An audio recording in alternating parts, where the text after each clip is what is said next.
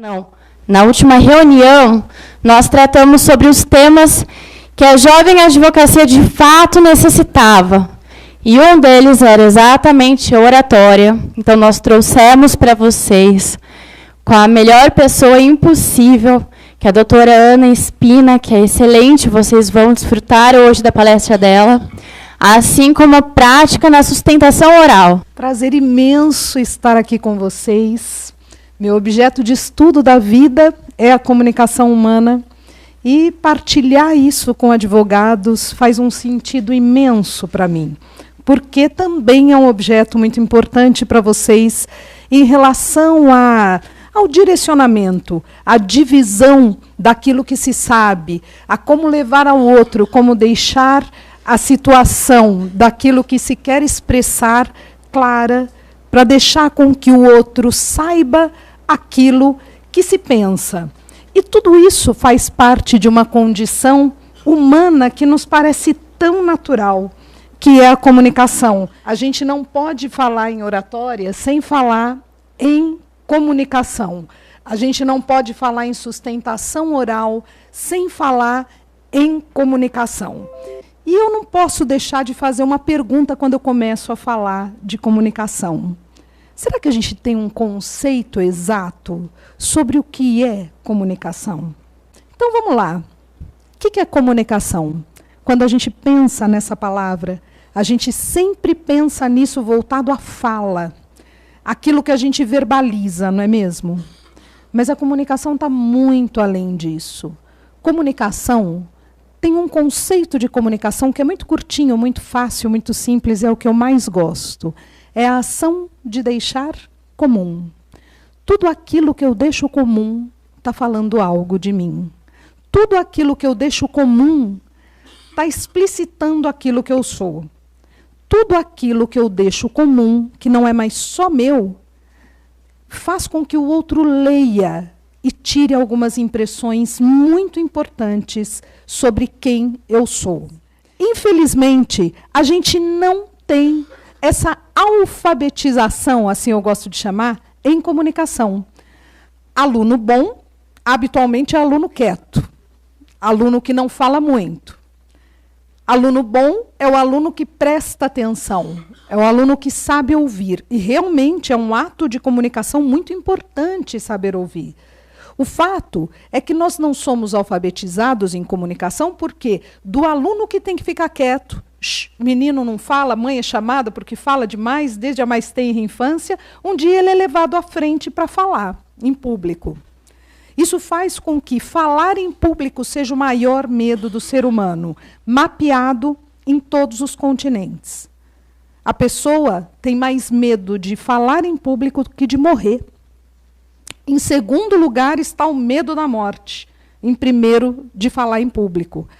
A minha comunicação, batendo um papo com você, aqui conversando, falando sobre a vida, é muito diferente da comunicação quando eu chego para falar em público. Não é todo mundo que tem a eloquência de falar de uma maneira que seja uma condição atrativa na comunicação, mas é para todo mundo, sim, o ato de falar bem em relação à comunicação. E mesmo a eloquência. É possível chegar lá. É possível trabalhar aspectos comunicativos e é nisso que a gente também vai dar uma espiada hoje. Quando a gente diz para alguém que essa pessoa precisa se comunicar melhor, a gente tem que dar as bases. O que está ruim? O que está bom? O que precisa ser adaptado? Então, acreditar que a comunicação é só uma condição estética, que se a gente chegar, como, enfim, existem alguns roteiros prévios estabelecidos, vocês já devem ter visto. Não olhe nos olhos, olhe na testa. Esqueçam isso, porque quando a gente pode olhar nos olhos é que a gente pode se comunicar. Se a gente está preparado, a gente pode sim olhar nos olhos. É desafiador? Lógico, principalmente no início. Então, ficar apoiado numa estética comunicativa, como se o conteúdo não fosse tão importante quanto essa estética, é um erro. Essa estética, que é uma estética dita da pegar uma palavra bonita ou falar uma coisa como se algumas pessoas falavam, vou fazer curso de teatro para falar melhor. faz curso de teatro para ser ator. Quando a gente fala, a gente não deve representar. A gente deve estar intimamente conectado àquilo que a gente quer dizer. Então, essas condições de disfarces da comunicação mais nos tiram do lugar do que nos colocam num bom lugar. E o passe de mágicas, faça isso, põe a mão aqui, olhe para lá, ou faça assim, acreditando que isso vai gerar um resultado, faria com que nenhum de vocês estivesse aqui hoje atrás desse assunto, porque vocês iriam atrás dessas dicas e elas resolveriam a vida de vocês. Comunicação, sem dúvida alguma, é treino, mas é treino de percepção, é treino de bastidor, né? E a gente tem uma particularidade na comunicação. A gente, o tempo todo na comunicação, a gente vê o outro. A gente não se vê. Numa sustentação oral, a gente sempre está muito preocupado, né, quando avalia alguém fazendo uma sustentação oral ou numa prática de oratória, a gente sempre está avaliando o outro. A gente sempre está percebendo o outro. Pouco nós sabemos de nós. Prova disso, quando a gente grava um WhatsApp, e depois a gente escuta e fala assim, gente, mas essa voz não é minha, não sou eu que estou aqui falando. A gente se conhece muito pouco de fora, nós nos vemos muito pouco. O nosso olho, ele tem um ponto cego, que somos nós mesmos.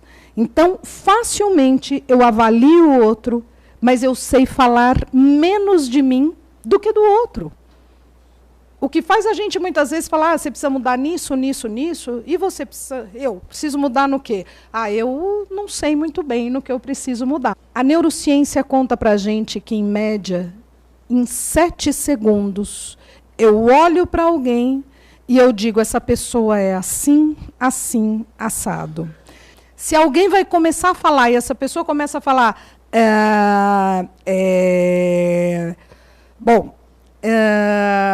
já desconectou. Os 7 segundos já acabaram se perdendo nessa condição.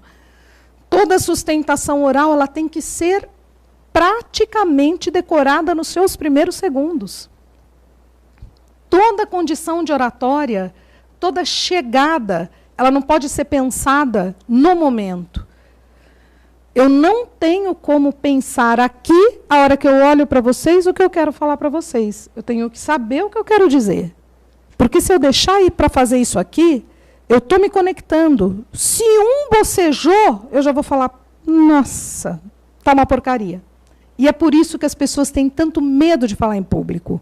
Porque a hora que a gente está aqui, a expressão facial ela é mais neutra.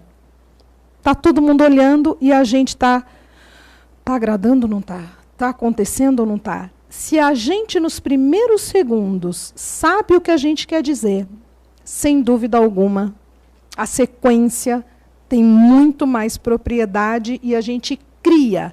A gente pode tentar garantir um espaço de confiança naquilo que a gente quer levar. Lembrando que a comunicação ela é sempre vulnerável. Eu não tenho como controlar aquilo que o outro pensa, mas eu tenho como ter um autocontrole para estar na minha condição, talvez, melhor em relação a essas características.